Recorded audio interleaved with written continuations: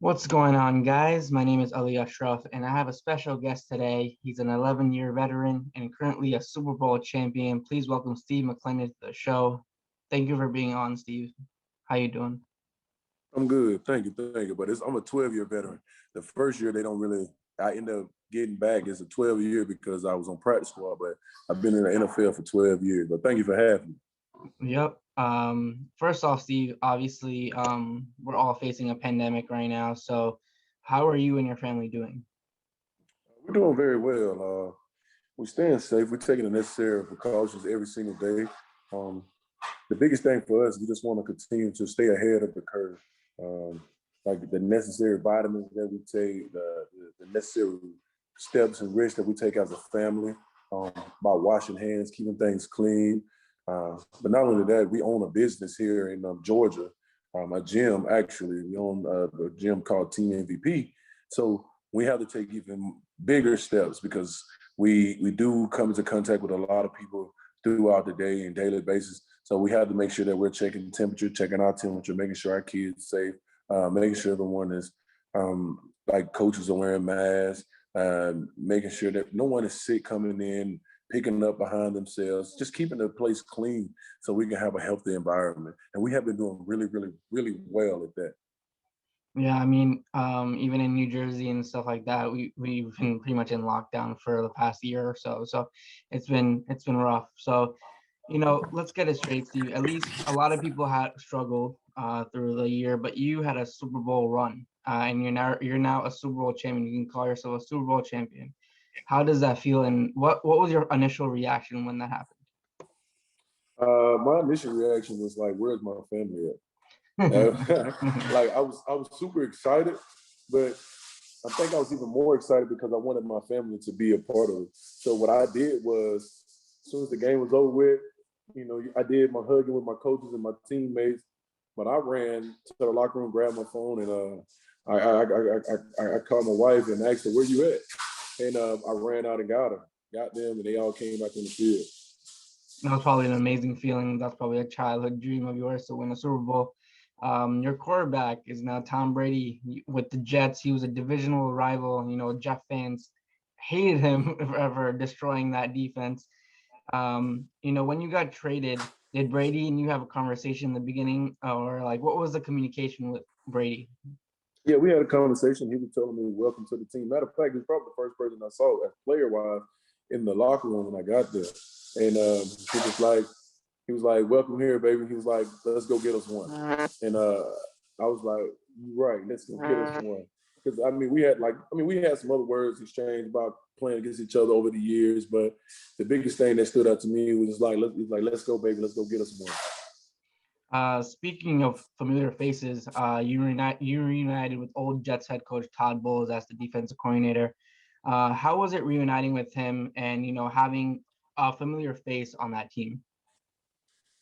You know what? I'm kind of familiar with a lot of guys here, not just Coach Bowles, but it to me, it was just one of the most amazing feelings because Coach Bowles always told me, he was like, "When I get a chance to come get you, I'm going to come get you." And he has helped me with so much over the years that as a man, as a person, and to be able to be back with him and the staff, like I said, I was with a lot of those coaches, but just to be with them all, it felt like we never left.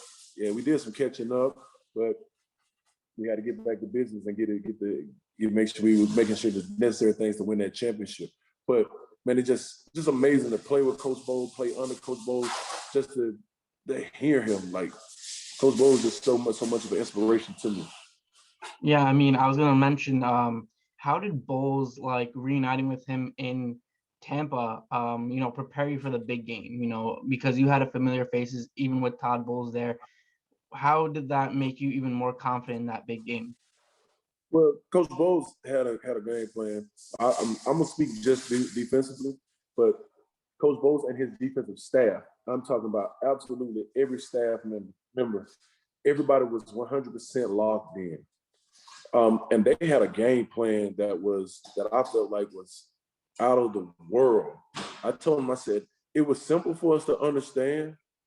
It was simple for us to understand, but if we took the necessary time, because it was a lot of information, but it was very simple for us to understand a lot of information. And I told the guys, if you take some time with this is going to be the game plan that help us win the Super Bowl. And guys did exactly that. We started preparation, right? We started preparation 2 days right after the Green Bay game. And once I seen the plan, I was like, man, it's not nothing hard. It seems like a lot, but it's not nothing hard. But man, I think this is gonna be very effective. And we got to that Thursday of the game week. I just started telling guys, I was so confident in the game plan that we had that I said, this game does not have to be close. Let offense handle offense, but defensively, this game does not have to be even close, because it was such an amazing plan that when we went out there on the field, we was playing for one another.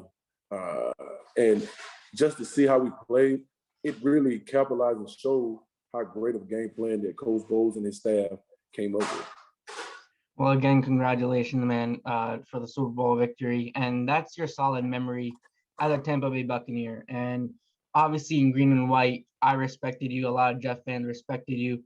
You were a captain, you were a leader of this football team. Is there a certain memory of the New York Jets that you think about every time you think about the New York Jets? Yeah, I mean, I have a few, but I think one of the most significant ones to me is the game when I was traded. How much I had impacted so many guys. How many guys, like we hugged and cried after that of me being traded. And man, it made me feel so much love.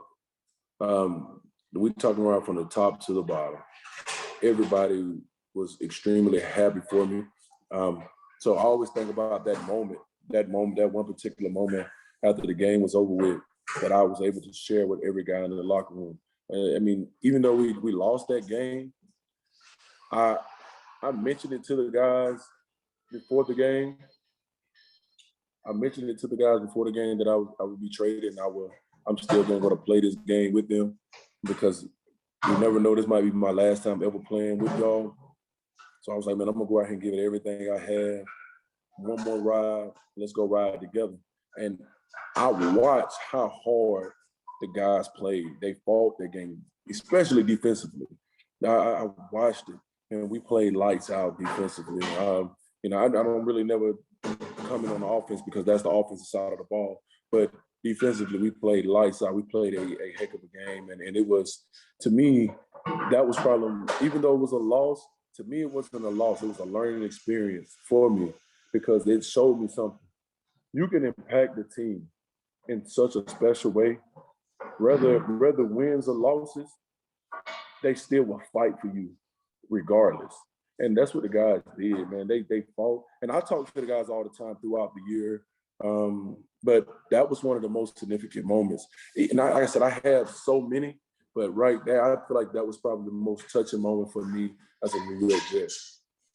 I mean, that was perfectly said. I mean, I was going to say, did you keep in touch with any of your Jets teammates? And obviously that you still do. I do. And they're like brothers to you and family, because Yes. I played football too. And I still keep in touch with all my high school teammates and stuff like that. So I know how that feels. You worked with Quinn Williams, obviously, on that line. And he had a great season in 2020. And a lot of people were doubting him. But he had a breakout year and everyone loves him again. So what did you see in him, and do you think he can take it to the next level? Yes, I most definitely do. But when a lot of people doubt, that means they're trying to put their limitations on another man's life or a woman's life. So I always tell doubters, are you doubting because you doubt something in yourself? Or is it really something that you don't believe that this person can do? But when you really believe that this person can't do it, but you really telling yourself that you can't do it. So I always tell doubters, haters, whatever it may be, don't put your limitations on someone else. And I always tell Quinn and the rest of the guys, one of the most things I told Quinn, don't put a limitation on your life. I don't put limitations on my life. For 10 years, I have been striving for one common goal, and that was to win a Super Bowl. And out of those past 10 years, they was telling me I need to stop. I need to quit. Like, it's not going to happen. but I continue to do the necessary things day in and day out to win. In the beginning of this season, on August 26th, 3:13 p.m. in the afternoon, I told the guys I'm going to play in the Super Bowl. I didn't know how I was going to do it, but I told the guys I was going to play in the Super Bowl. It's because I believed it. And the one thing I can say about Quinn, that he believes in his ability. He believes in his talent. He's a very smart player. He understands the game. Coming from the University of Alabama, it helped him prepare him for the NFL. So now all I encourage him to do now is take the shackles off, take the limitations off.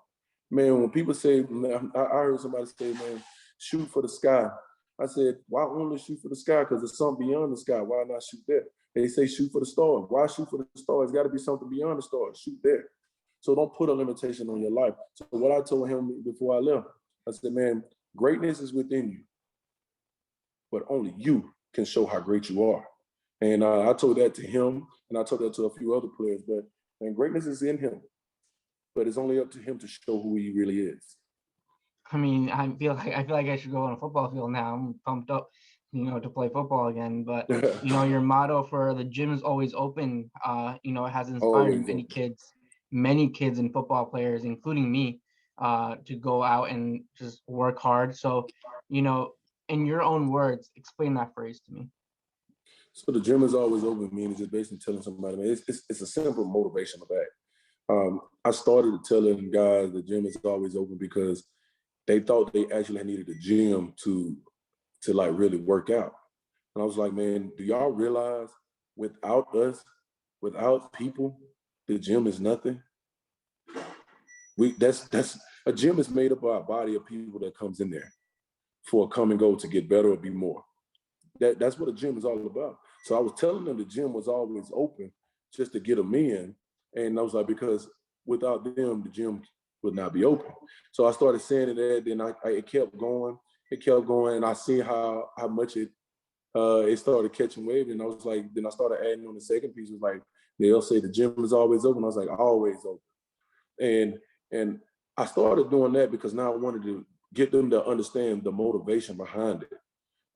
You have to be motivated to really go into the gym, to really go train. But I look at the gym as always open. It's for my motivation. And when I say my motivation, like when I go to the gym, I am motivated.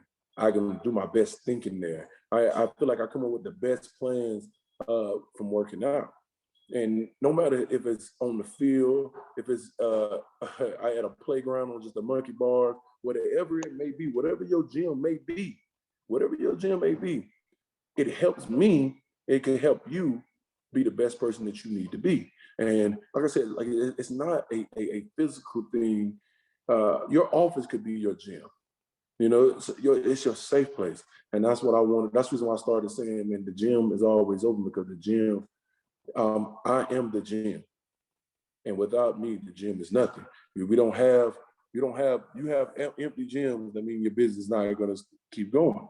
Mm-hmm. If you have people in the gym, now your gym is always open. And I always tell people, man, like if you ever had something that you want to talk about something, that's one thing I do with a lot of NFL guys with the mental health issues that goes on in this world. Is like, I am the gym, and this is your safe place. So if you need somewhere and someone to come talk to me, because you're not the first person and you're not going to be the last person that'll go through the issue that you're going through.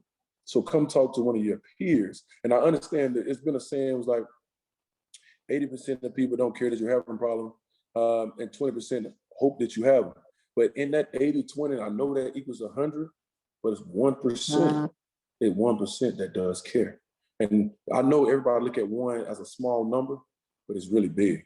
So when I tell you the gym is always open, so what I mean by the gym is always open, I'm always open to listen and always open to help and always open to motivate and inspire as much as possible as I can.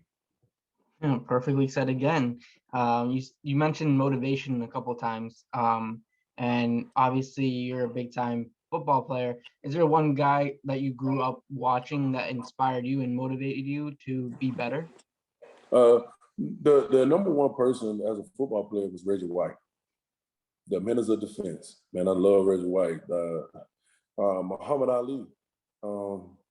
I'm gonna start with my Reggie White.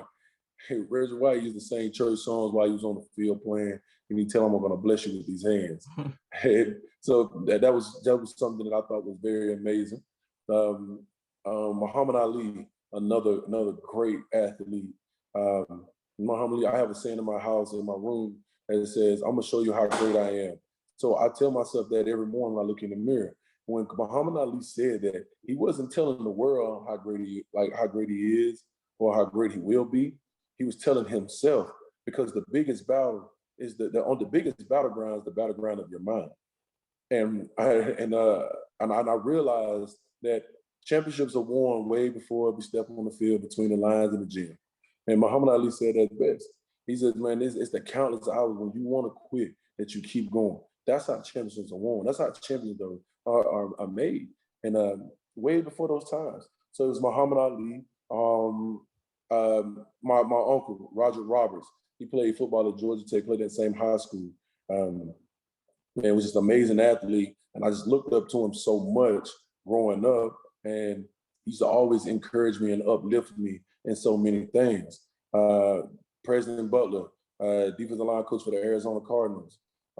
I met him when I first went to Pittsburgh, and he was such an inspiration. And the whole defensive front, defensive everything, when I became to Pittsburgh, they became a huge inspiration, and they motivated me. And my grandfather, all my grandfathers, man, they God rest their souls, but all of them they was built off hard work. They was built off hard work and execution. And I was told myself, I'm gonna always work hard, and I'm gonna execute the plan, but also I'm gonna be smart in the midst of it. So the three things that I tell myself every day before I step on the field: play fast, play hard, but most important, to play smart. I mean, perfectly said. I'm going to transition to a little bit to the Jets part of it. The Jets did get a defensive coordinator as a new coach, Robert Saleh, who came from the 49ers. Do you have any comments about Saleh, and do you know anything about him, and what can you say he can bring to the Jets team? So one thing I do know about him, and he has a lot of energy, a lot of energy. And I think that's going to be something great for him. I think he's a very great coach. I really, really do. But the one thing I do know, man, he loves the guys. He's eager, and I always tell people, man, like, he's not only starving to win, and he's driven to win. There's a difference between a hungry individual, which is starving. At some point of their life, they will get full, and they won't start working as hard. But it's a difference between that starving, hungry man and that driven man. So that one thing about a driven man, he will drive, and he will push, and he will go as far as he can go. He would drive that car, he would drive that ship, whatever it may be, until the day they die. That's when the engine dies in us. The day when we leave this world. And one thing I can say about him, he's a driven individual. He's one driven individual. I could tell in his energy, I could tell in his passion. And all he has to do is continue to do what has got him to the point he's at today. Continue to be that strong individual, that driven individual, because that's only gonna make him better and help make a team successful as well. I love Robert Saleh. He's the first Muslim head coach, so I'm a Muslim as well. So you bring that energy to the NFL, it makes me really good, and I think the Jets are on the right track with that as well. One last question. Obviously, the pandemic is still going on. There's still coronavirus stuff going on, so there's obviously going to be a couple more obstacles this season. So, how are you going to approach this off season? Is it going to be the same way you approached the last off season, or how's it going to be this off season for you, and how would you take a bigger step in next season? So for me, it's going to still be the same, man. I can't change my mindset. I'm going to train the same, so I will never remain the same. And that's my thing. Right now, I'm looking at the number one quote on the way going out of my door. It says, "Rule number one, don't be number two." So with that, and my third thing will be work ethic eliminates fear. So I understand that I am a champion. I understand that what rule number one is, not to be number two. And I understand that work ethic eliminates fear. But most importantly, I understand in my training I understand that if I continue to train hard, I continue to change my body, that means nothing in me will remain the same. And I always tell people, man, sometimes you got to realign and refocus your life. But that's the same thing you have to do with your mind. You have to realign and refocus your mind, because you don't want to get in a new car and have the old mindset. That means you're just an old man in a new car. You want to get in a new house, a new car with a new mindset. You want to go into a new year with a new mindset, with a new mentality. But you want to keep the necessary parts to end that old mindset that got you to the park, got you to the place you're at, and that you want to keep that mentality that got you there, but you want to have a renewed focus and you want to have a realigned life. So when you get into these new things, these new years, you can make new steps and meet new people and become just an all-around new person. I tell people, man, all the time, you're not changing, you're changing daily, but it's up to you how much you want to grow daily. You know, most people's like, man, I'm the same as I was yesterday. I said, no, you're not, because yesterday is not today. I said, but now you get to choose whether you want to grow 1% today, 2%, or you want to grow it all. That's the biggest change. And then what I tell all my athletes, what I tell my kids, my family, I was like, man, make sure you change daily. Make sure you grow daily. If you get 1% better every day, then you're doing the necessary things right. We have some people that get 10% better every day, or 10% every other day, but that's just, they might fluctuate 10 one day, none the next, 3, but you want to at least have a level playing field of getting 1% better every day, working on your craft, and understand one thing: if you train the same, you will never be the same. I mean, again, man, you kill it with those words, man. It's inspired me. Even when we were on the Jets, you know, the inspiration words that you put on. I appreciate you following me throughout your entire Jets career on my page as well. The sport was unreal. And again, thank you for coming on the show. And you know, I hope you stay safe. I hope your family stays safe. And good luck next season. All right, thank you. Have a good one.